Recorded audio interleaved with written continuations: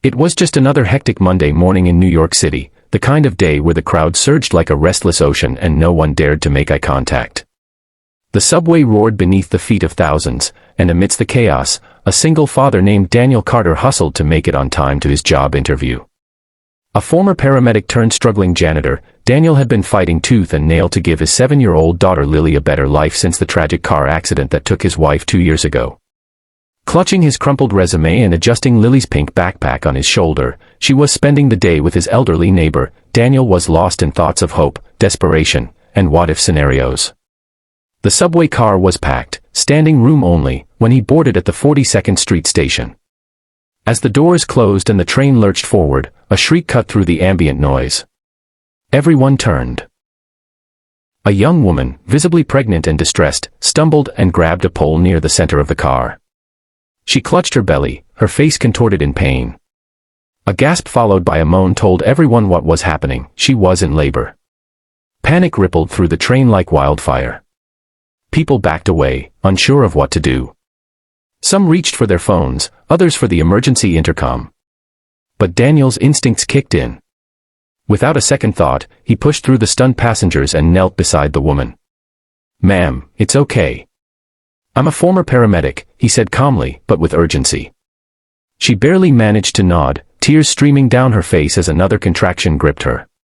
The train kept moving, the next stop miles away. Time was not a luxury they had. Daniel took charge. He laid his jacket on the floor, helped the woman lie down, and barked orders to the bystanders, one to call 911, another to look for clean cloth, someone else to support her head. Surprisingly, people obeyed. The atmosphere changed. A sense of unity surged through the train car. Together, they were part of something bigger now. The woman screamed again. Daniel wiped sweat from her brow with a napkin someone handed him. "You're doing great," he said, holding her hand.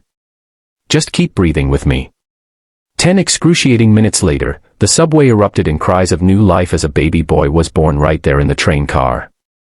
People cheered, cried, and clapped. Daniel wrapped the newborn in his jacket, placing the tiny bundle on his mother's chest. She looked at him with tired, grateful eyes. "Thank you," she whispered, voice cracking. I didn't know if I'd make it." Paramedics arrived at the next station. As they took over, the woman grabbed Daniel's hand. "I owe you everything," she murmured before being whisked away. Daniel smiled, nodded, and disappeared back into the crowd, unaware of how his life had just changed. The video of the event, recorded by a teen on the train, went viral by nightfall. Daniel was hailed as a hero, but he avoided the spotlight. For him, it wasn't about fame. He had done what he had to, what anyone should do. He tucked his daughter in that night with a kiss and tried to forget the day's chaos, not realizing that destiny had only begun to play its hand. Chapter 2, The Identity That Shook His World. 2 weeks later, Daniel received a strange call while cleaning the floors of the same corporate building where he'd failed to get a job interview the day of the subway delivery. A woman's voice asked if she could meet him. She said her name was Victoria, and she claimed to be the woman he had helped deliver her baby. Curious and confused, he agreed to meet her at Central Park the next afternoon. When he arrived, a sleek black car pulled up, and out stepped not just Victoria, but 2 bodyguards. She looked different. Gone were the sweat-soaked clothes and pained expressions. Now she wore a crisp designer dress, flawless makeup, and a confidence that radiated power. She walked up and hugged him tightly. "Daniel, thank you for coming. I need to tell you something important," she said, her voice warm but firm. He blinked, unsure how to respond. She gestured for them to sit. With her hands gently placed on the stroller in front of her, she began to explain. Victoria Vanderbilt. That was her full name. Not just a woman in labor, but the heiress to the Vanderbilt conglomerate, a multi-billion-dollar empire that spanned fashion, real estate, and tech. Her pregnancy had been kept secret due to complex legal battles and media scandals. She had disappeared from the public eye, and no one had known where she was for months. That day on the subway was her attempt to escape from her golden cage and live freely, even if just for a moment. I wanted to feel normal, just once. I never expected my child would be born like that. But I'm glad it happened. Because I met you, she said, her eyes locking with his. Daniel sat stunned. He didn't know whether to be flattered or terrified. She continued.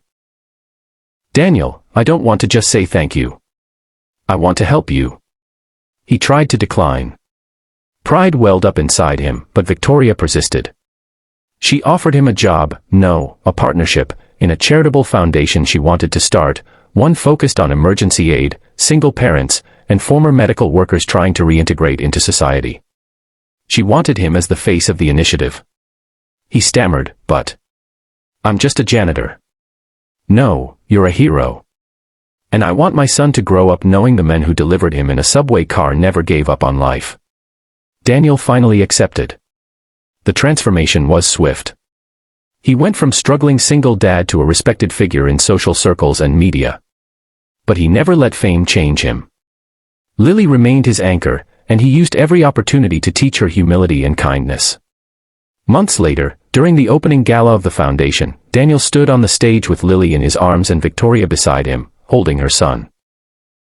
He shared the story of that fateful day, not to glorify himself, but to remind the world that heroes are often found in the most unexpected places. And as he closed his speech, he looked into the camera and said, if this story moved you, if you believe that anyone can make a difference, even on a subway car, subscribe to our channel. Help us share real stories of real people. Because sometimes, one act of kindness changes everything.